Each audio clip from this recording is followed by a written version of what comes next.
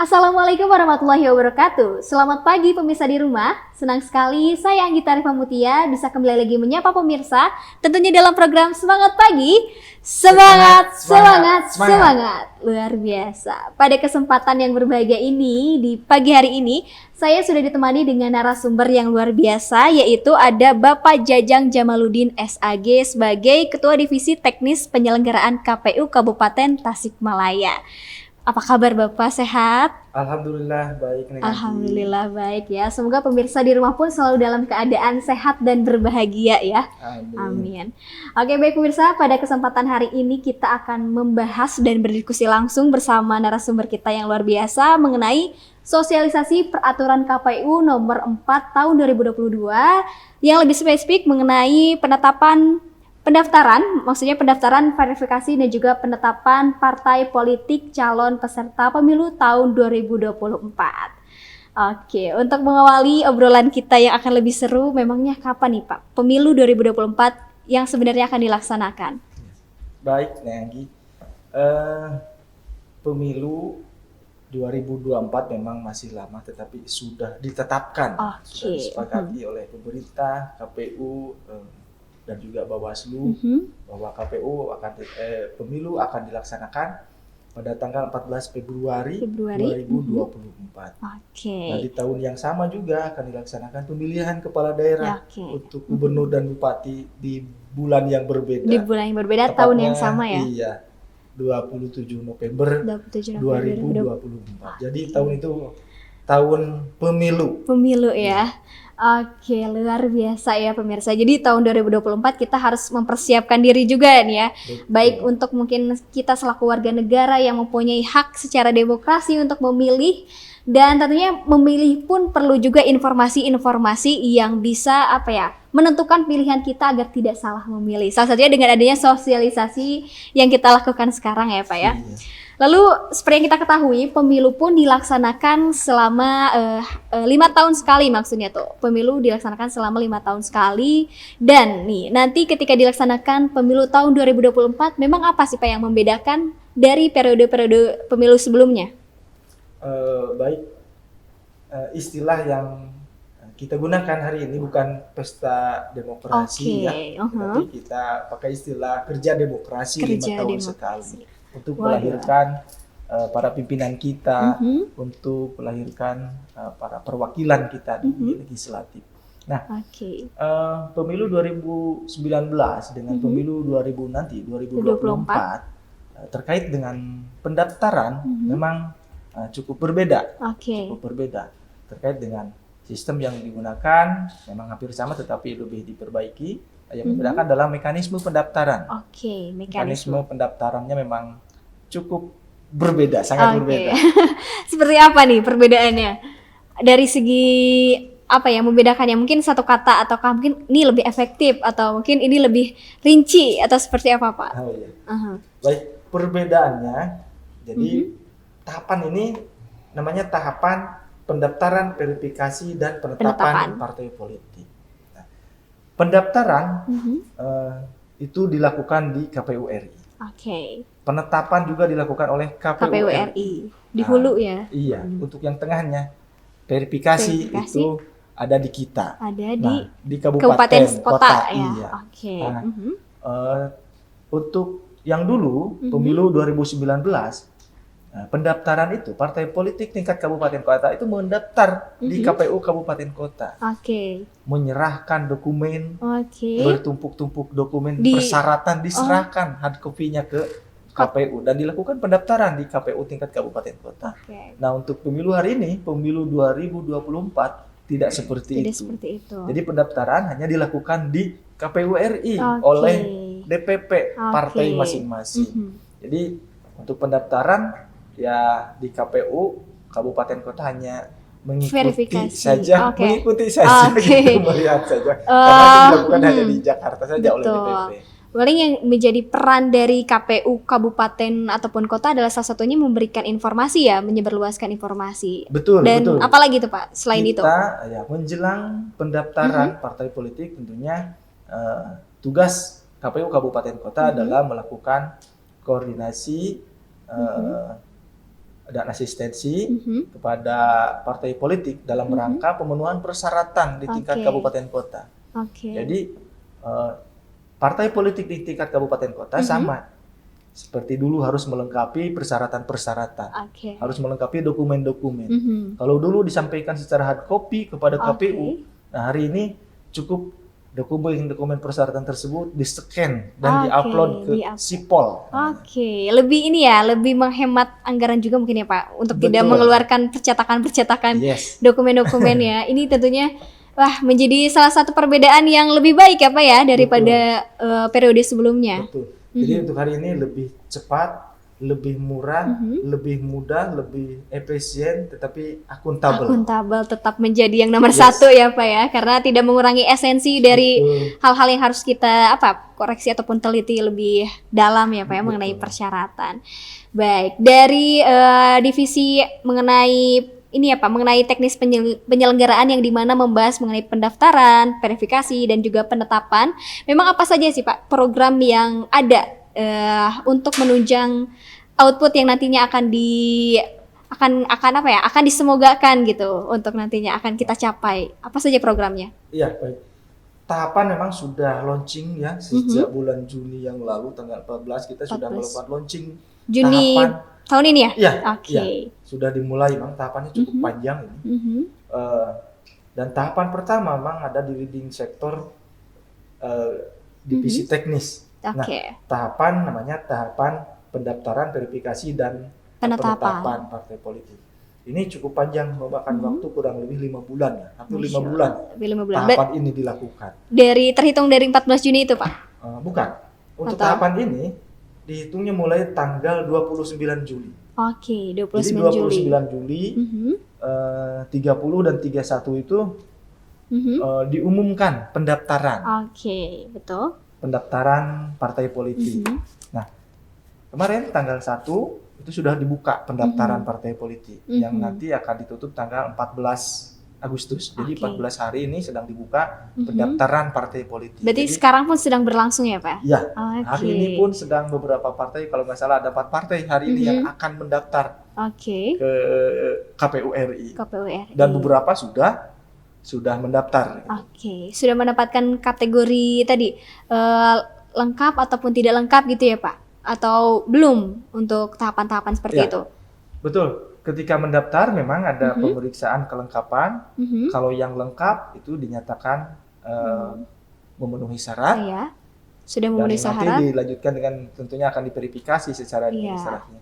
Tetapi mungkin yang tidak lengkap itu dikembalikan. Semangat. Beberapa dinyatakan lengkap dan beberapa dinyatakan tidak lengkap atau untuk diperbaiki. Siap. Berarti untuk tahapan ini pun cukup panjang ya Pak, memakan waktu sekitar hampir 5 bulan. Berarti berakhir sekitar nanti bulan apa? Desember ya? Pertengahan Desember, kurang lebih 16 Desember itu akan diumumkan. Jadi finalnya itu akan diumumkan di 16 Desember. 16 Desember 2022. Siapa saja peserta pemilu 2024 itu 16 Desember. Wah, ini bersiap juga pada terlebih mungkin dari berbagai sektor, entah itu mungkin partai politik ataupun orang-orang yang memang menjadi bagian dari parpol tersebut. Dan tidak kalah penting adalah bagaimana kita selaku warga negara yang akan menentukan pilihan ya Pak ya. Iya. Setelah ini pemirsa kita akan membahas lebih rinci mengenai alur tahapan dari pendaftaran, verifikasi hingga penetapan partai politik untuk peserta calon pemilu 2024. Jangan kemana-mana, tetap semangat pagi setelah yang satu ini.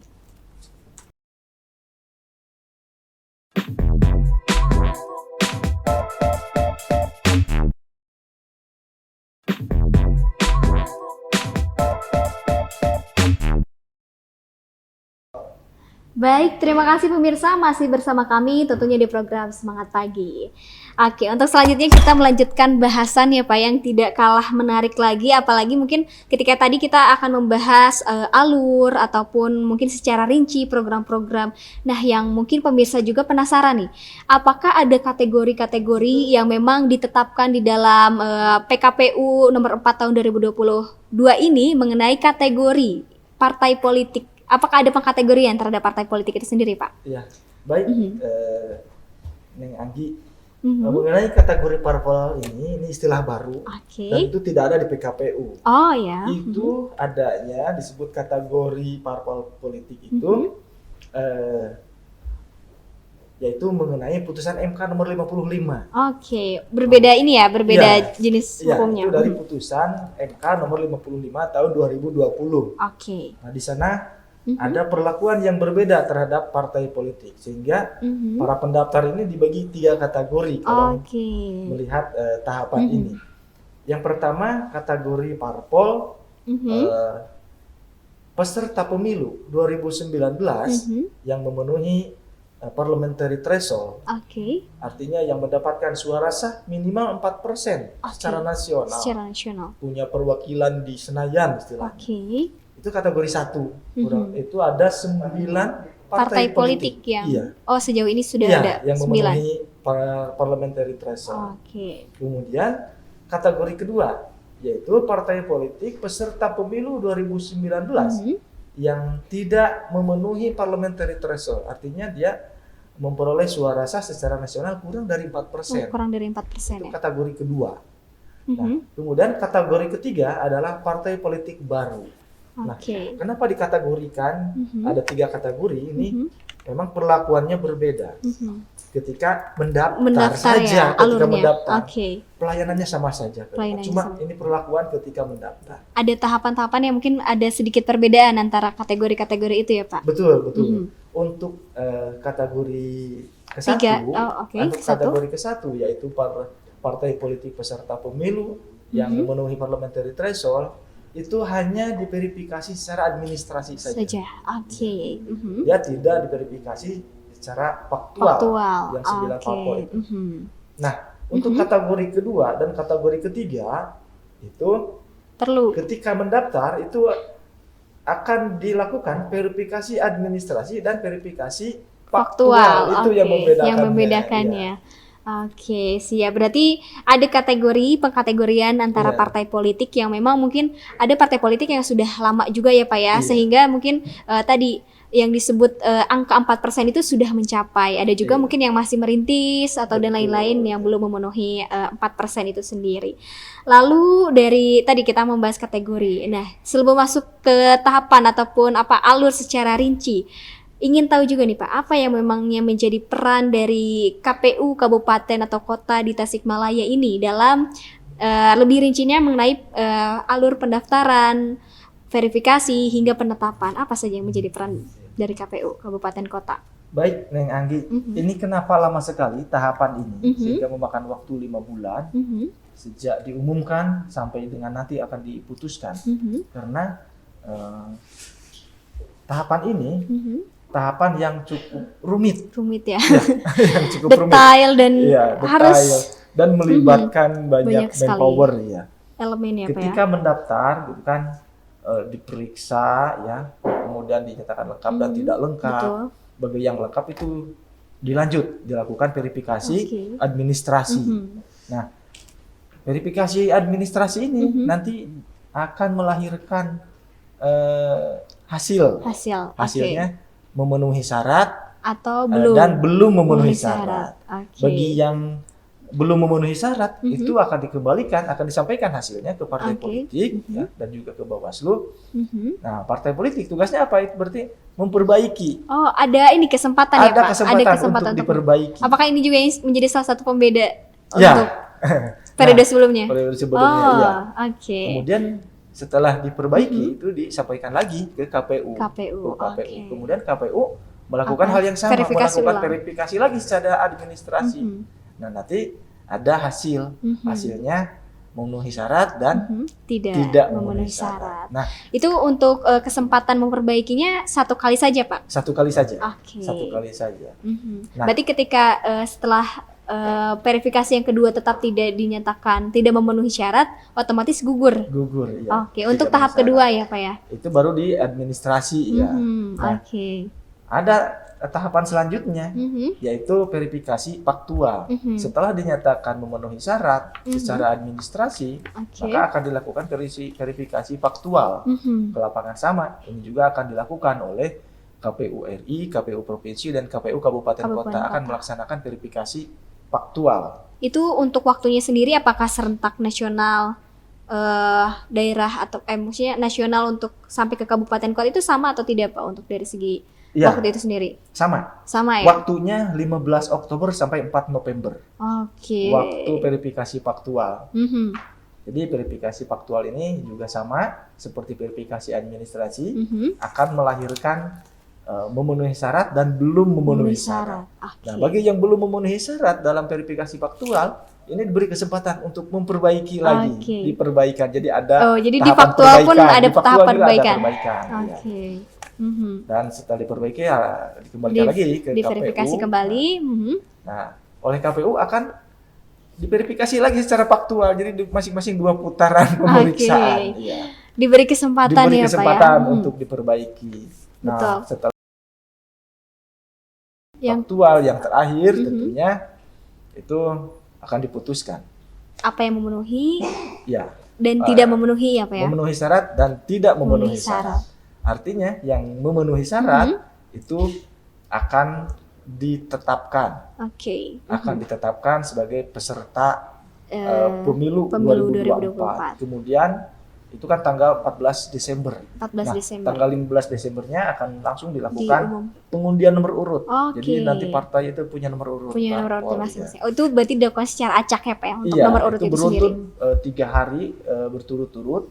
Tanggal 14 itu akan ditetapkan melalui pleno pemilu 2024. Tanggal 15-nya akan dilakukan pengundian nomor urut. Tanggal 16-nya diumumkan ini nih peserta dengan nomor urut itu sendiri ya yang sudah diundi. Betul. Nah, itu outputnya itu. Output dari tahapan ini adalah peserta pemilu 2024.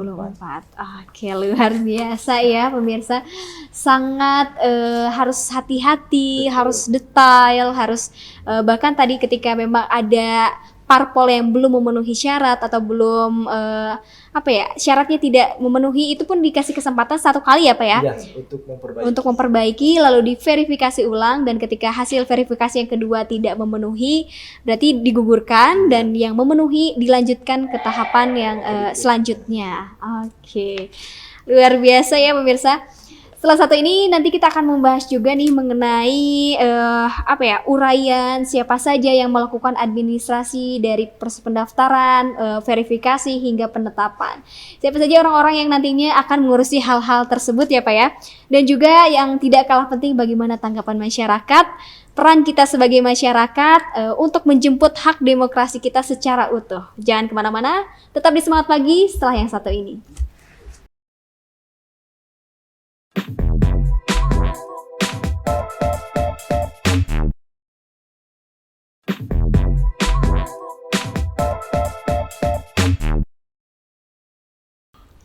Baik, terima kasih pemirsa, masih bersama kami tentunya di program Semangat Pagi. Masih bersama Bapak Jajang juga ya Pak ya. Pemirsa, dari tadi kita sudah cukup banyak membahas mengenai administrasi, verifikasi, pendaftaran, penetapan. Nah, pertanyaannya mungkin ya Pak ya. Sekarang dari tadi kita cukup banyak membahas verifikasi. Memang apa Pak yang menjadi objek ataupun apa yang diverifikasi di tahapan verifikasi administrasi, dan memang siapa saja yang melakukan tahapan tersebut Pak? Baik, tahapan verifikasi administrasi ini tahapan yang cukup berat bagi kami, bagi KPU Kabupaten Tasikmalaya. Sehingga kami harus mempersiapkan manpower, harus menyiapkan SDM yang tangguh ya Pak ya. Tempat kerjanya disiapkan, kemudian sarana prasarana semuanya kita persiapkan. Karena ini akan mengecek satu persatu, by name, by address, akan kita cek elemen-elemen datanya, sehingga disiapkan. Nah ini manpowernya memang kita manpower ya yang ada, jadi tidak mengambil manpower dari luar. Ini hanya dikerjakan oleh manpower yang ada di lingkungan KPU, di Satuan Kerja KPU. Nah, kemudian apa saja sih yang diverifikasi? Verifikasi. Nah, verifikasi administrasi ini kita melaksanakan perintah. Jadi membantu KPU RI melaksanakan verifikasi administrasi. Ya tentunya yang kita verifikasi ini lingkupnya untuk Kabupaten Tasikmalaya saja. Oke, daerah tempat kerjanya sendiri, Pak ya? Untuk memverifikasi daerah Kuningan dan lain-lain ya. Tidak, ini untuk Tasikmalaya aja oleh KPU Kabupaten Tasikmalaya itu sendiri. Nah, adapun yang akan kita verifikasi, yang pertama istilahnya para verifikator ya, jadi ada di sana ada dibagi-bagi, ada tim itu, ada bagian administrasinya, kemudian ada operatornya, kan operator ini yang diperbanyak untuk melakukan sebagai verifikator. Iya. Nah, berarti orang yang mau verifikasi itu disebut verifikator ya, Pak? Verifikator ya, verifikator. Yang pertama yang akan diverifikasi adalah terkait dengan daftar nama yang ada atau yang diinput di Sipol dengan KTA atau KTP sama yang sudah diupload di Sipol. Berarti disinkronisasi ya, data yang memang sudah di-list di daftar tersebut dan juga datanya disandingkan. Itu yang pertama. Kemudian juga memverifikasi terkait dugaan ganda anggota. Dugaan ganda keanggotaan di satu parpol bisa jadi kan satu nama yang sama, nick yang sama, email yang sama, tetapi diinput beberapa kali di sistem Sipol, itu sendiri. Ya, di Sipol. Tapi kalau untuk minimalnya sendiri, Pak, anggota partai politik ada berapa? Minimal keanggotaan? Iya. 1/1000. 1/1000 ya. 1/1000 ya. Dari jumlah penduduk Indonesia. Bukan Indonesia, kabupaten kota. Oke. Untuk kabupaten. Oh iya, betul. Kabupaten kota. Jadi jangan sampai mungkin hanya sekedar untuk memenuhi kuota tersebut malah mengupload identitas nama yang sama ya, untuk sekedar memenuhi kuantitas daripada kualitas itu sendiri. Ya. Nah, kemudian yang selanjutnya yang diverifikasi mengenai status pekerjaan. Karena ada beberapa status pekerjaan yang tidak boleh diperbolehkan untuk masuk ke parpol ya, Pak ya. Seperti TNI, Polri, ASN, kepala desa itu kan, dan beberapa yang dilarang oleh undang-undang. Berarti ini pun harus selaras dengan peraturan yang ada ya, Pak ya. Betul. Kemudian yang terakhir yang diverifikasi adalah NIK. Nomor NIK itu harus terdaftar di DPB. DPB itu bisa dengan aplikasi itu. Ada aplikasi DPB, atau data pemilih berkelanjutan. Bisa dicek di aplikasi yang bisa di-download di Play Store juga ya, Pak? Betul. Lindungi hakmu. Tinggal di-download saja. Boleh nih pemirsa, coba dicek di Play Store masing-masing ataupun di iOS masing-masing ya. Untuk mengecek juga data diri kita selaku calon pemilih, selaku masyarakat Indonesia yang punya hak tentunya untuk berdemokrasi ya. Lalu tadi masuk ke siapa yang melakukan, Pak? Siapa yang melakukan dari proses verifikasi itu sendiri? Nah, verifikasi ini tentunya tim yang sudah kita bentuk ya, yang dipimpin atau dikawal oleh saya sendiri sebagai kepala divisi teknis. Kami membuat tim verifikator yang terdiri dari ada bagian administrasinya, ada koordinatornya, ada verifikatornya, dan kami juga menyiapkan tempat khusus dan menyiapkan infrastruktur ya berupa alat-alat kerja yang cukup memadai tentunya. Luar biasa. Lalu tadi kita membahas mengenai verifikasi administrasi ya, Pak. Ada juga yang disebut verifikasi faktual. Nah, di verifikasi faktual memang apa, Pak, yang diverifikasi?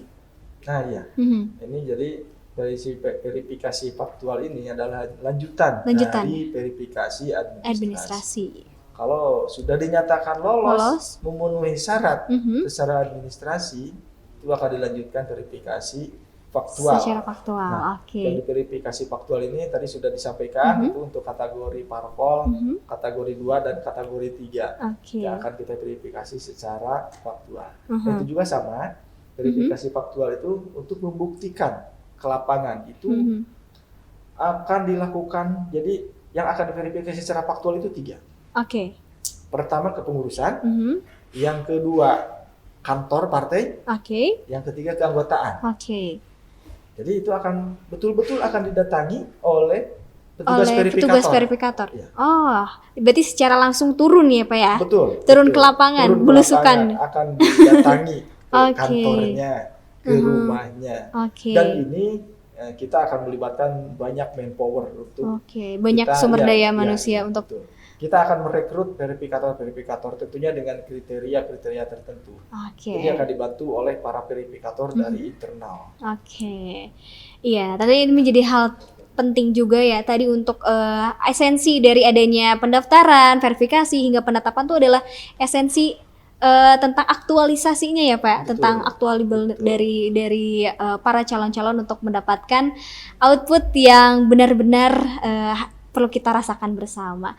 Terakhir nih Pak ya, yang nggak kalah penting, tanggapan masyarakat nih Pak tentang bagaimana mendapatkan hak secara politik untuk berdemokrasi, memilih pilihan secara jujur dan adil itu sendiri perlu dicek di mana nih Pak? Terima kasih. Masyarakat tentunya hari ini sudah sangat mudah sekali untuk mengakses untuk mencari informasi, asal kitanya mau ya Pak ya. Sehingga kegiatan yang dilakukan oleh Komisi Pemilihan Umum itu seperti kita nonton akuarium dengan terang benderang, dengan kita bisa menonton secara langsung, secara gamblang, secara terbuka. Apa sih yang sedang dilakukan oleh KPU, khususnya KPU Kabupaten Tasikmalaya. Nah, bagi masyarakat tentunya ini harus memastikan diri. Gitu kan. Harapan saya bahwa masyarakat ya harus terlibat lah dalam kerja-kerja demokrasi ini. Harus memastikan bahwa terdaftar di DPB sebagai pemilih. Pastikan bahwa kalau usia statusnya usia kita sudah 17 tahun, pastikan terdaftar tidak kita sebagai pemilih. Nah, untuk itu sendiri Pak, syarat KTP pun perlu ya Pak atau yang penting 17 tahun? 17 tahun. Ya, 17 tahun itu kan nanti dibuktikan dengan apa gitu. Betul. Terakhir nih Pak, yang tidak kalah penting dan mungkin ini bisa jadi catatan bagi pemirsa di rumah. Apa yang ingin Bapak sampaikan kepada pemirsa di rumah, kepada para calon pemilih yang tentunya akan memberikan kontribusi secara langsung melalui pilihan-pilihannya untuk menetapkan siapa pemimpin kita di tahun 2024 Pak? Baik, silahkan. Baik, terima kasih. Masyarakat tentunya hari ini sudah menjadi masyarakat yang pandai memilih, pandai menentukan pilihannya. Tapi ada juga mungkin sebagian atau sekelompok masyarakat yang ya istilahnya masih keliru. Ya, masih keliru lah. Masih menganggap bahwa pemilu itu tidak penting. Padahal pemilu ini sangat penting. Pemilu ini sangat penting untuk menentukan nasib bangsa, untuk menentukan siapa pemimpin kita, siapa mau dibawa kemana gitu. Kita. Sehingga jangan sampai salah memilih. Sekali salah memilih berarti 5 tahun. Penyesalan. Penyesalan 5 tahun. Betul sekali. Betul. Jadi pastikan bahwa kita terdaftar sebagai pemilih, pastikan kita datang ke TPS, pastikan pilihan kita sah. Pastikan pilihan supaya nanti hasil dari pemilu tersebut legitimate. Legitimate. Dan hari ini itu adalah hal yang sangat krusial juga ya Pak. Betul, yang sangat penting. Ini ada lagi hal penting yang ingin saya sampaikan kepada masyarakat bahwa masyarakat sekarang diberikan akses untuk mengecek, selain mengecek sebagai pemilih, pribadi sebagai pemilih juga mengecek dengan untuk keanggotaan di Sipol. Di Sipol itu karena bisa jadi nama kita tanpa sepengetahuan ada di Sipol. Itu tinggal dibuka aja. Di halaman website ya Pak? Iya. Tinggal dibuka di info pemilu. infopemilu.kpu.go.id.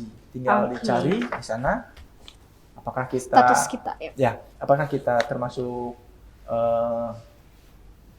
di Sipol atau tidak? Karena ini ada kaitannya dengan ada beberapa mungkin kejadian ya Pak? Iya, karena untuk misalnya calon PNS misalnya itu kan tidak boleh ada di Sipol.